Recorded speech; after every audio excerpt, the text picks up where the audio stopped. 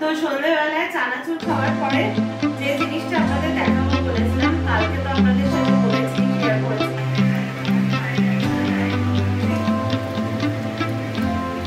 বন্ধুরা, আমি দেবলীনা চলে এসেছি দ্য ফেয়ারি টেল অফ দেবরূপের আরও একটা নতুন ব্লগ নিয়ে, একটা নতুন অধ্যায় শুরু করতে চলেছি আপনাদের সকলকে সাথে করে,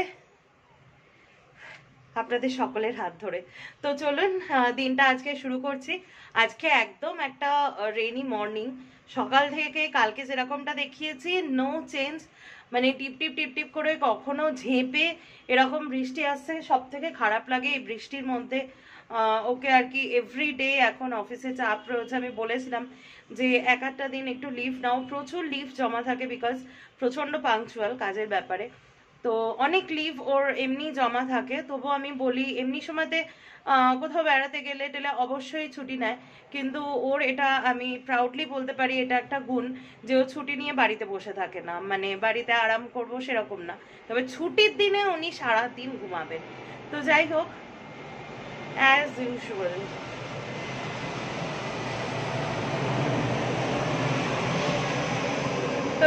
দিনটা শুরু করছি। মুখে একটু হাসি, তার কারণ দুদিন ধরে এই শিফটিং এর ব্যাপারে একটু অ্যাকাস্টমড হয়েছি যেটা, আর আজকে থেকে কাজ শুরু হলো ওপাশে। চলুন আপনাদেরকে দেখাবো, ব্রেকফাস্ট করব তারপরে আপনাদেরকে দেখাবো কি কি কাজ হচ্ছে। আজকে মেনলি দেয়ালগুলোকে ভাঙা হবে, তাও মেশিনারিজ দিয়ে। দুদিন টাইম লাগবে, আজকাল দুদিন টাইম লাগবে ভাঙতে। তারপরে অনেক রকম কেমিক্যালস অ্যাপ্লাই করে তারপরে হচ্ছে পেন্টিং, তারপরে পাথর ঘষা। মোটামুটি 1-1.5 মাসের ধাক্কা যেরকমটা বলেছি, তবে বেশ কাজ দ্রুত গতিতেই চলছে। ওরাও আমাদের পরিস্থিতিটা বুঝতে পেরেছে আর কি, ওরাও যতটা পাচ্ছে কোঅপারেট করছে। তো যাই হোক, সকালবেলা দিনটাকে শুরু করছি, দেখি আজকে ব্রেকফাস্টে মা কি দেয়। তবে কালকে থেকে এটা একটা ওথ নিয়েছি, ভাজা পোড়া বাইরেটা একটু কম খাবো। চলুন ব্রেকফাস্ট এখন করা যাক। তো দেখুন আমার বেডরুমের জানলা থেকে অপরূপ এই যে বৃষ্টি স্নাত পরিবেশের যে সুন্দর সৌন্দর্য, সত্যি খুব ভালো লাগে এরকম গ্রিনারি বারবার যেটা বলি, কারণ লাইফে প্রথম সবুজকে এত কাছ থেকে উপভোগ করা, তাই সেটা আপনাদের সাথে শেয়ার করছি বারবার। দেখতেই পেলেন আমার বেডরুমের জানলা থেকে বাইরের বৃষ্টির সিনটা, মানে সত্যি আমি বারবার বলছি এই কারণে, দেখুন বরাবরই আমার না ভীষণ জঙ্গল প্রকৃতি জীবজন্তু ভীষণ ভালো লাগে আর কি। তো এদের মাঝখানে থাকার অবকাশ কলকাতার বুকে থেকে তো সম্ভব নেই, তা সেই জন্য মাঝে মধ্যেই আপনারা দেখেছেন যে আমি কিন্তু জঙ্গলে বেরিয়ে পড়ি ঘুরতে। তবে আমার সাউথের এই যে অ্যাকচুয়ালি বেসিক্যালি হচ্ছে আমাদের ফ্ল্যাটের পেছনে একটা বিশাল ল্যান্ড আছে, প্রায় ধরুন 5 কাঠা। সেখানে না কোনো মানে কি বলবো, সিমেন্টের কোনো কনস্ট্রাকশন নেই, সেখানে কিছু মানুষ বসবাস করেন যারা সেই আগেকার দিনে দেখতাম যে টালির বাড়ি, তবে মেঝেটা দেখি সিমেন্টের। তো সেরকম কিছু মানুষ থাকেন আর কি টালির বাড়ি বেঁধে। তো সেরকম উঁচু কোনো ফ্লোর নেই, ফলে এই আমাদের ফ্ল্যাটটা ঠিক শেষ হচ্ছে, এরপর থেকে 5 কাঠা ল্যান্ড পুরো একদম ফাঁকা, এবং যারা বাস করেন তারা প্রচুর গাছ লাগিয়েছেন, বাদাম গাছ আছে, কলা গাছ, নারকেল গাছ, প্রচুর আম গাছ, ফলে এখান থেকে যেন মনে হয় একটা মিনি ফরেস্টের ধারে রয়েছি, এবং প্রচুর পাখি আসে। আমি আপনাদেরকে দেখাবো, মানে বিভিন্ন কালকে দেখছিলাম বিভিন্ন নাম না জানা পাখি, আর বর্ষার সময়তে ভালো লাগে। আবার বাজেরও খুব উপদ্রব এই দিকটা, মানে বাজ পাখি চিল এরকম, সেসব দৃশ্য দেখা যাবে না। গত বছর এসে দেখছিলাম একটা বাজ পাখি একটা পাখিকে ধরে খাচ্ছে।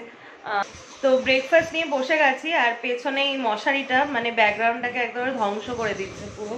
তো ব্রেকফাস্টে আজকে কি আছে দেখুন, রুটি আছে, ঘুগনি আছে, আর এগ পোচ আছে। আর বাড়ির কাজ হচ্ছে বুঝতেই পারছেন, একবারে কাঠ ফাটা আওয়াজ শোনা যাচ্ছে, যদিও একটু পরেই দরজাটা বন্ধ করে দিলে বা মেন ডোরটা, দুপাশের মেন ডোর বন্ধ করে সেলফ বেডরুম ডোরগুলো বন্ধ করে দিলে অতটা আওয়াজ শোনা যায় না, কিন্তু তবুও স্টিল শোনা যাচ্ছে এখন, কারণ কাজ চলছে, মা বারবার যাতায়াত করছে। তো এই যে দেখতে পাচ্ছেন ঘরের কাজ চলছে, এই কাজটা হচ্ছে আমাদের বেডরুমে, মানে আমার বেডরুমের কাজ হচ্ছে নর্থের ফ্ল্যাটে। আর বেডরুমটা এরকমভাবে ভাঙা দেখতে মানে আমার সত্যি খুবই কি বলবো, খারাপই লাগছে।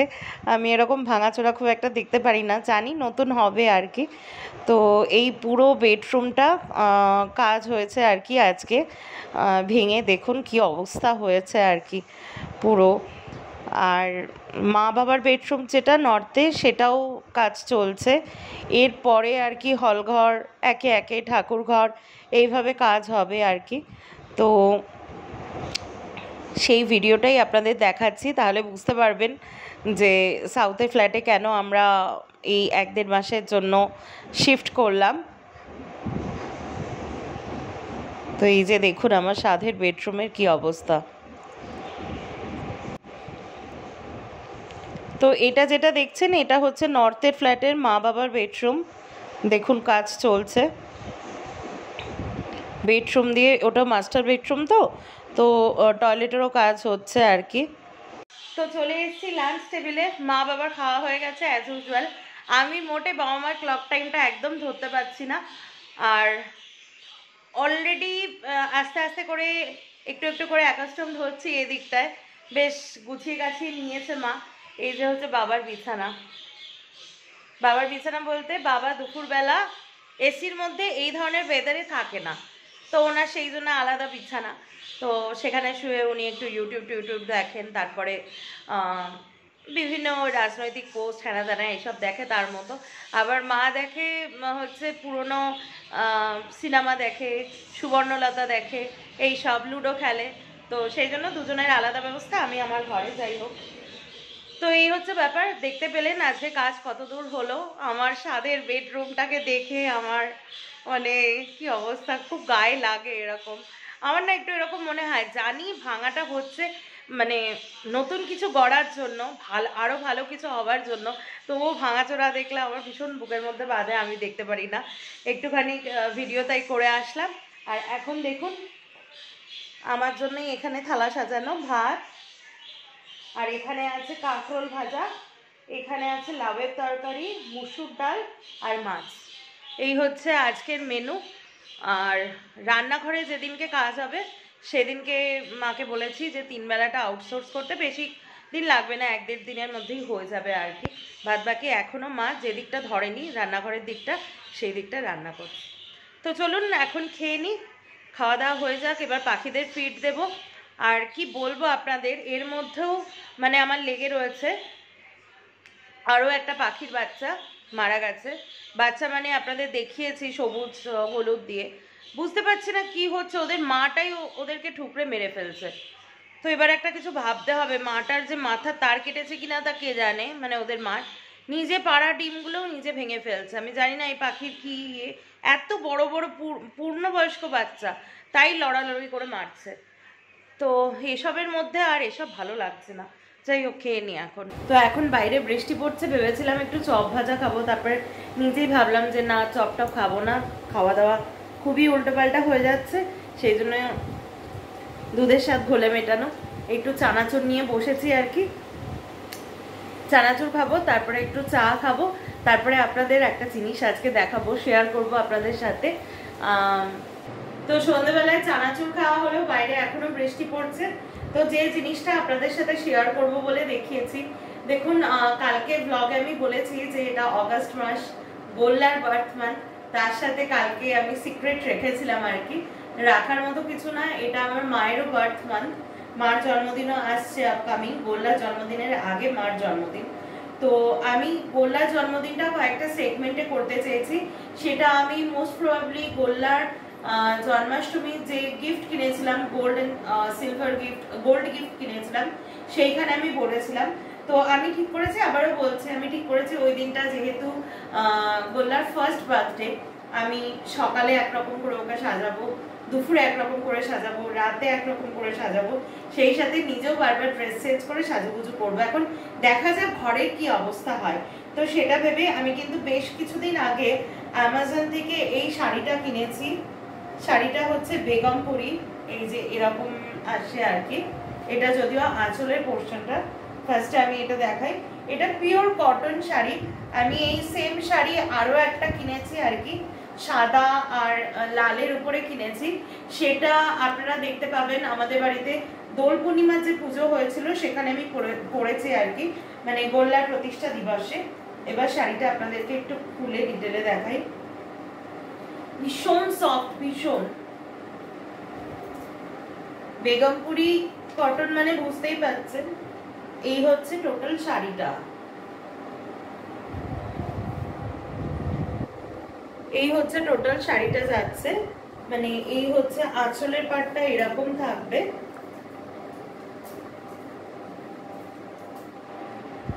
এরকম থাকবে, মানে বেশ ব্রড একটা আঁচল।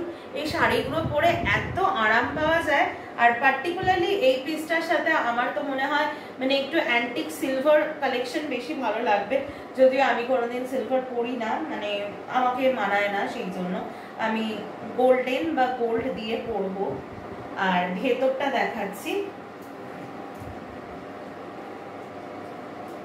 অল ওভার শাড়িতে এই যে দেখুন তলাটায় এই মোটা ব্রড যে পার্টটা এখানটা দেখাচ্ছি, এই যে পার্টটা তলাটায় ওই কি বলে নকশি কাঁথা বা এরকম কিছু বলে, আর উপরটায় এরকম আর কি পিকক কালার, মানে তলাটায় পুরো ব্রড পার্ট, তলা থেকে এতটা, আর উপরটা পুরো ফাঁকা।